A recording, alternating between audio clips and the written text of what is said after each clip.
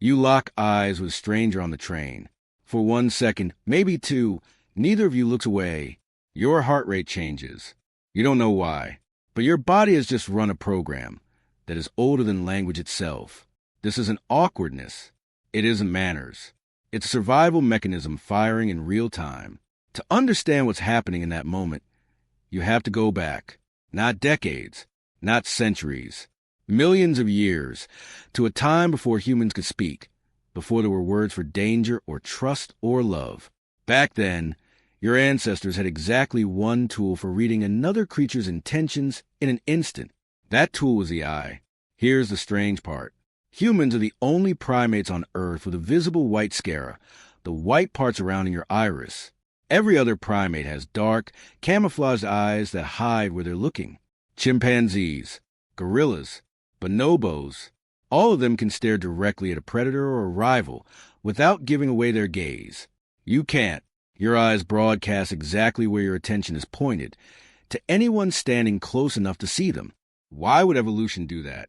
Why would it strip away camouflage from the most vulnerable part of your body?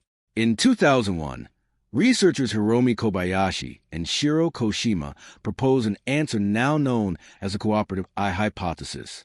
They argued that visible sclera evolved because early humans needed to track each other's gaze, not hide it. A hunter could silently point his eyes toward danger, and his companions would follow that gaze without a single word spoken. A mother could direct her child's attention with a glance. Cooperation, they suggested, mattered more to human survival than secrecy ever did. Think about what that means. Your eyes were never built to protect your privacy. They were built to broadcast your inner state to your tribe. Every time you meet someone's eyes today, you're using equipment designed for a species that had to trust each other or die alone. So when a stranger's eyes meet yours, an ancient alarm goes off first, and only afterward does your rational brain catch up. That alarm has a name. Psychologists call it gaze detection, and it sits in a part of the brain associated with threat assessment. Researcher Simon Baron-Cohen described it as an evolutionary early warning system, a mechanism that developed specifically to determine one thing in a split second. Is this creature looking at me? And if so, is it a threat? For most of human history, a locked gaze from a stranger meant exactly one of two things: prey or predator, friend or foe. There was no polite middle ground. If another human or another animal held your eyes for more than a heartbeat, your ancestors' bodies didn't wait for a conclusion. They braced. That bracing still happens to you, right now, every single day. In the 1960s, British psychologist Michael Argyle, working alongside researcher Janet Dean, ran a series of experiments that would become foundational to understanding this exact reaction. They discovered something they called equilibrium theory. Their idea was simple but powerful. Humans unconsciously regulate the amount of eye contact they give and receive to maintain a comfortable psychological distance. Too little eye contact, and a conversation feels cold, distant, untrustworthy. Too much, and it feels invasive, aggressive, even threatening.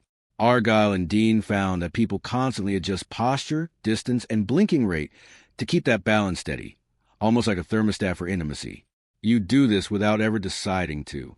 Your body negotiates comfort levels with a stranger's body before your conscious mind has even formed an opinion about them. That's the reason a lingering stare from someone unfamiliar feels loaded, even if their face shows nothing hostile at all. Your nervous system isn't waiting for hostility.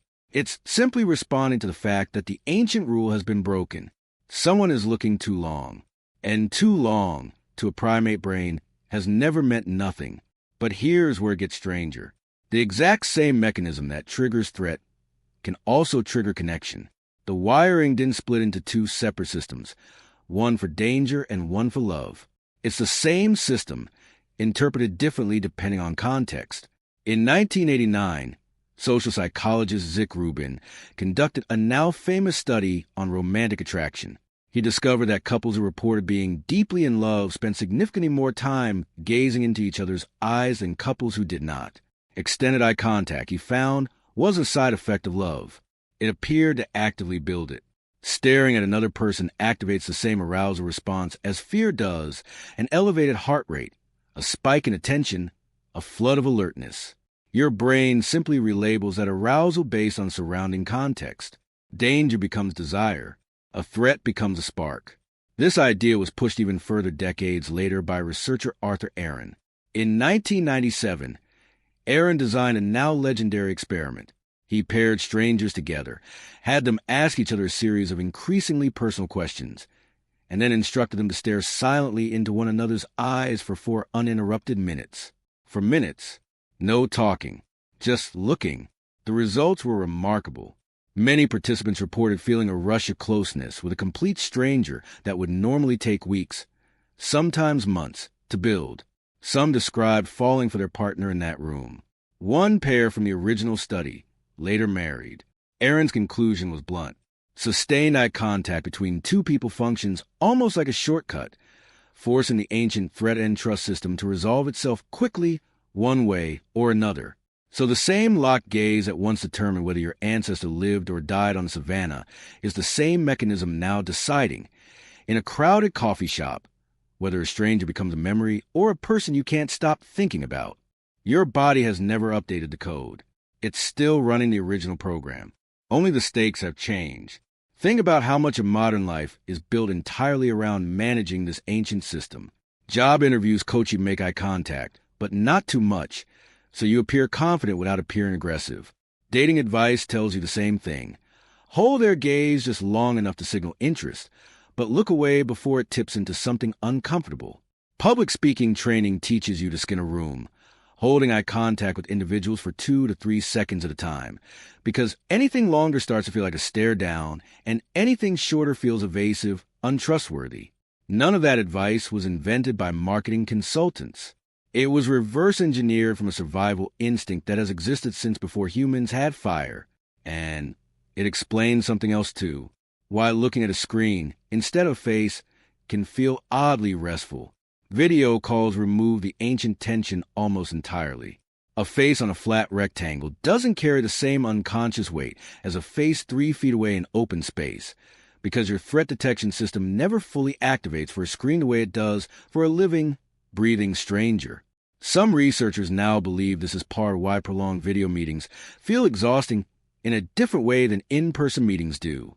Your brain keeps trying to run its ancient gaze reading program on a signal that doesn't behave the way a real face behaves, flickering, delayed, slightly off. It's like an alarm that keeps almost going off and never resolving. Consider, too, why avoiding eye contact so often reads as suspicious, even when the person avoiding it has nothing to hide. Shyness, anxiety, cultural background, none of that matters to the ancient system running underneath your judgment. It only registers the absence of the expected signal. No gaze, no confirmation. Uncertainty where certainty should be. And uncertainty, to that old wiring, has always felt like risk.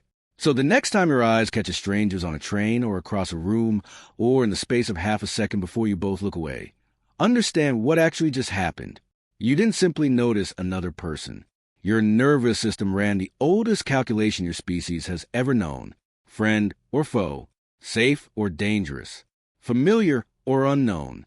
And it ran that calculation in less time than it takes to blink, using equipment built millions of years before either of you were born.